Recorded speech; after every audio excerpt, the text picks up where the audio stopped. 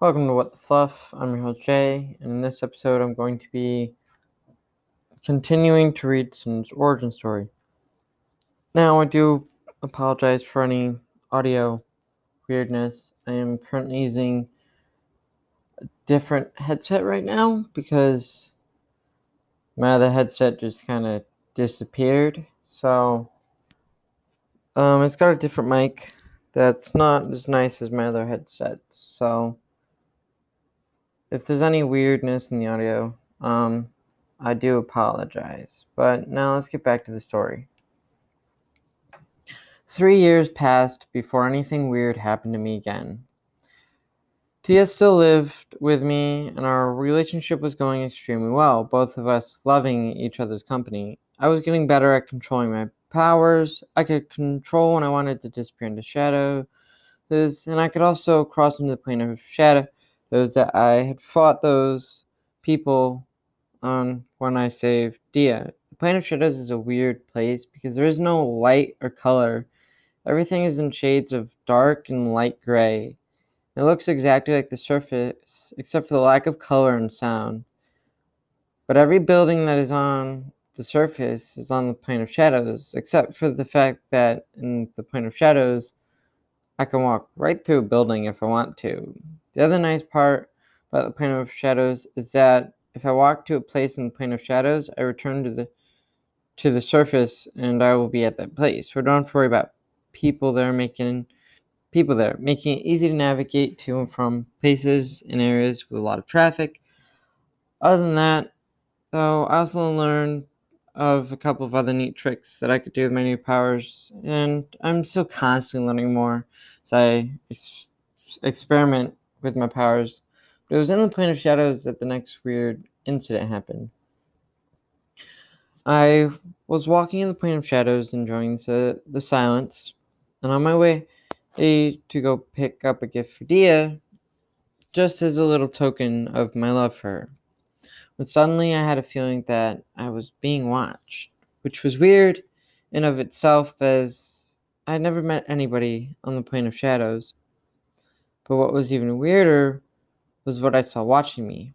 I'd never seen anything like it, and it looked nothing like me other than the fact that it walked on two legs. It wasn't covered in fur or scales, or some sort of tan colored flesh of some sort, and it only had hair on its head, even though that was sparse and fading. As I was looking at it, my brain supplied a word to describe it. It almost looked human, whatever that word means.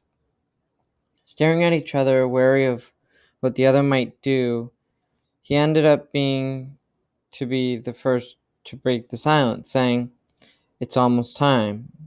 Curious to what he meant, I asked him such, and he replied with, "First you must understand who I am. I am the last carrier, and I lost the fight. That's why you even exist." Even more confused, I asked him what he meant by he was the last carrier and why if he lost I would exist, and obligingly he went into more detail. Sorry, I should introduce myself.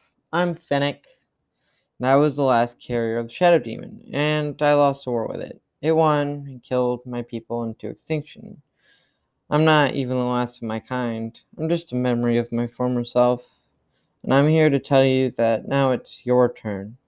You must succeed, because your species is now the destined one to rule on your world. It's all the circle of destruction, and it's one that needs to be stopped. What I meant was that it's almost time for you to fight the battle with the demon, and I will tell you that it will be tough. But you must not give up. You can never give up. You understand? I don't care how much it hurts or how weak you think you are. You must not fail, because your kind is the last. Seeing as I couldn't save my people, I want you to save yours. Just please do this for me and for my people. And don't forget, I'll always be here when you need me most. And just like that, he was gone. And then seconds after he disappeared, it started.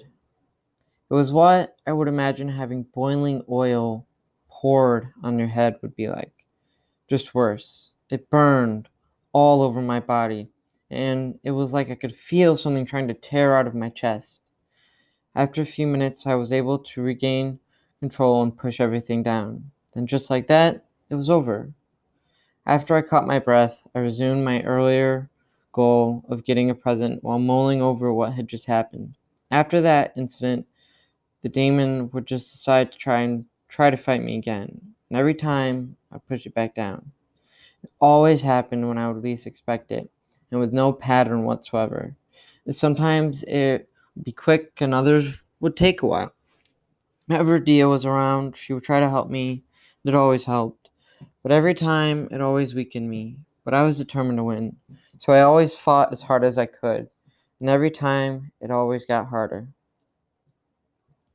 It's been like this for years now.